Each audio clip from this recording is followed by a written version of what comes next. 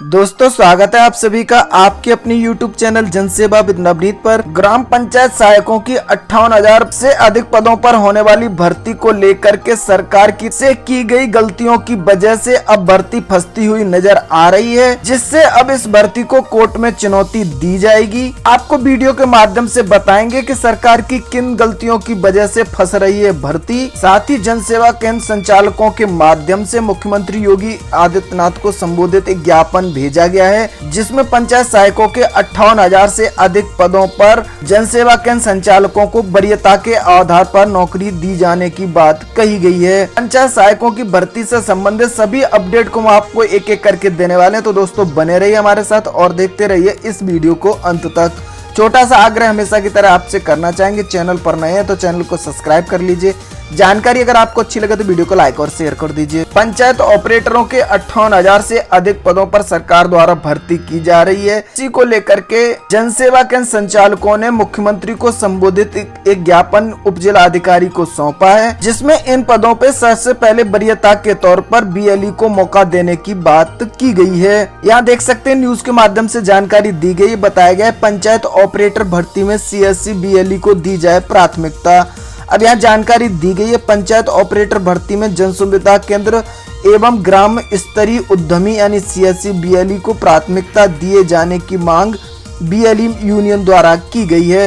इस संबंध में मुख्यमंत्री को संबोधित ज्ञापन उप जिला अधिकारी महोदय को सौंपा गया है। अब BLE किस आधार पर इस भर्ती में वरीयता की मांग कर रहे हैं, तो यहाँ नीचे दिया गया है।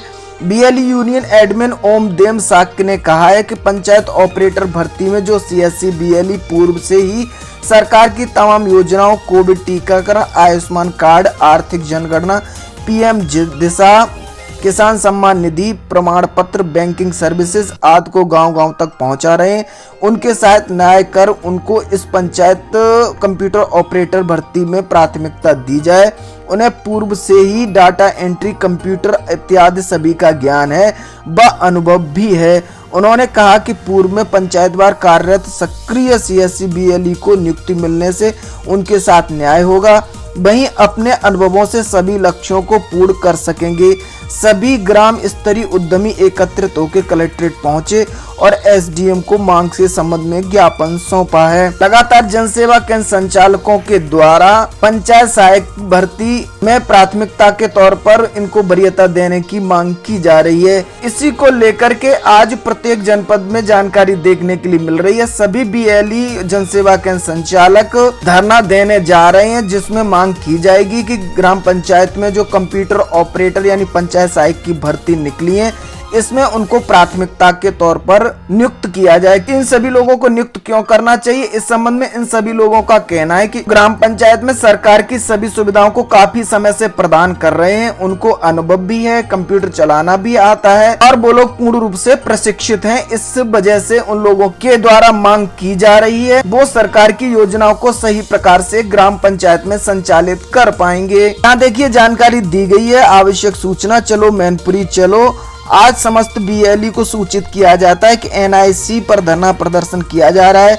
कृपया ज्यादा से ज्यादा संख्या में BLE शामिल से धरना में सम्मिलित हों, हमारा हक हमें मिलना चाहिए। इसी प्रकार से प्रत्येक जनपद में सभी जनसेवा केंद्र संचालक धरना देने जा रहे हैं। सरकार के द्वारा क्या इन सभी जनसेवा केंद्र संचालकों की मांग को स्वीकार किया जाएगा या नहीं स्वीकार किया जाएगा, जो भी जैसी भी जानकारी देखने के लिए मिलेगी सबसे पहले आपको आपके अपने YouTube चैनल जनसेवा विद नवनीत के माध्यम से बता दिया जाएगा। आगे बढ़ते हैं और बात कर लेते हैं उन नियमों की जिन नियमों की वजह से भर्ती फंसती हुई नजर आ रही है और अब इसको कोर्ट में चुनौती देने की तैयारियां चल रही हैं। तो दोस्तों चाहे कोई भी भर्ती हो, सरकार की तरफ से कुछ ऐसी गलतियां देखने के लिए मिलती हैं जिससे अभ्यर्थियों को उनका खामियाजा भुगतना पड़ता है। पंचायत सहायकों की भर्ती में भी कुछ ऐसी खामियां देखने के लिए मिल रही हैं। सबसे बड़ी खामी आरक्षण को देखने के लिए मिल रही है। जैसा कि हमने आपको कल वीडियो के माध्यम से जानकारी दे दी थी, सरकार की तरफ से आरक्षण को लेकर के घोषणा की गई है, जिसमें बताया गया है जिस ग्राम पंचायत में जिस वर्ग का प्रधान है उस वर्ग के ही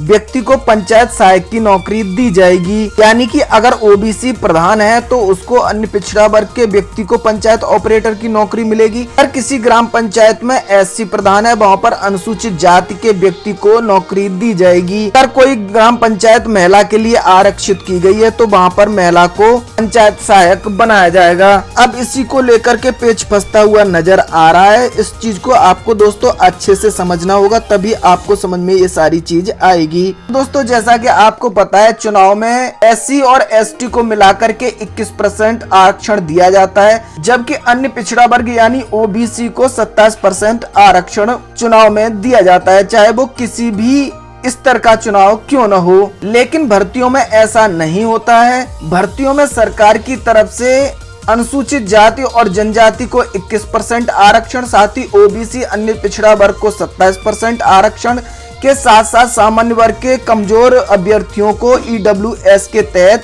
10% का आरक्षण दिया जाता है। यानी चुनाव और भर्तियों में आरक्षण अलग अलग होता है। सामान्य वर्ग के अभ्यर्थियों को 10% अतिरिक्त आरक्षण मिलता है भर्तियों में, क्योंकि आर्थिक रूप से पिछड़े हुए होते हैं। ग्राम पंचायत में पंचायत सहायकों की भर्ती चुनाव के आरक्षण के आधार पर की जाएगी। इस वजह से आर्थिक रूप से पिछड़े हुए सामान्य वर्ग के अभ्यर्थियों को ईडब्ल्यूएस का 10% आरक्षण लाभ नहीं मिल पाएगा। इसी को लेकर के अब अभ्यर्थियों ने मन बना लिया है कि वो इसी को लेकर के कोर्ट में चुनौती देने जा रहे हैं। साथ ही साथ पंचायत सहायक की भर्ती में ईडब्ल्यूएस के अतिरिक्त स्वतंत्रता सेनानी, एक्स सर्विसमैन आदि के आरक्षण का भी प्रावधान नहीं किया है। इस वजह से भी पेच फंसता हुआ नजर आ रहा है। इसको लेकर के सामान्य वर्ग के अभ्यर्थी, साथ ही स्वतंत्रता सेनानी और एक्स सर्विसमैन भी लामबंद हो चुके हैं और सरकार के इस फैसले को लेकर के कोर्ट में चुनौती देने जा रहे हैं। उनका साफ तौर से कहना है कि जब सरकार की तरफ से प्रत्येक भर्ती में सामान्य वर्ग के अभ्यर्थियों को 10% का लाभ मिलता है, साथ ही स्वतंत्रता सेनानी और एक्स सर्विसमैन आदि लोगों को भी आरक्षण दिया जाता है, तो इस पंचायत सहायक की भर्ती में उन लोगों को आरक्षण क्यों नहीं दिया जाएगा। समझ में ये नहीं आता है कि सरकार किस आधार पर इन नियमों को बना देती है, जिससे लाखों अभ्यर्थियों को मुसीबतों का सामना करना पड़ता है। साथ ही भर्तियां कोर्ट कचहरी के चक्कर काटते हुए नजर आती हैं। अब इस भर्ती में भी सरकार की तरफ से बड़ी लापरवाही देखने के लिए मिल रही है। एक तरफ जहां जनसेवा केंद्र संचालकों द्वारा लगातार मांग की जा रही है, इस भर्तियों में उनको वरीयता दी जानी चाहिए, क्योंकि उनको ग्राम पंचायत में कार्य का अनुभव है और वो सरकारी सेवाओं को पूर्व से ही ग्राम पंचायतों में प्रदान करते आ रहे हैं। वहीं आरक्षण को लेकर के भी अब ये भर्ती फंस चुकी है। सरकार की तरफ से पूरा शासनादेश जारी कर दिया गया है, जिसमें अभ्यर्थियों को आवेदन पत्र का प्रारूप के साथ साथ सभी दिशा निर्देश स्पष्ट कर दिए गए हैं। अभ्यर्थियों द्वारा लगातार अलग अलग तरीके के सवाल पूछे जा रहे हैं वीडियो में कमेंट करके, तो उन सभी लोगों को जवाब देने के लिए हम आज आपको 9 बजे आपके अपने यूट्यूब चैनल जनसेवा विद नवनीत पर लाइव देखने के लिए मिलेंगे। चैनल को आप लोग सब्सक्राइब कर लीजिए। जो भी आपकी क्वेरी या सवाल है उन सभी सवालों को नोट कर लीजिए और रात्रि 9 बजे आपको लाइव के माध्यम से आपके सभी सवालों के जवाब दे दिए जाएंगे।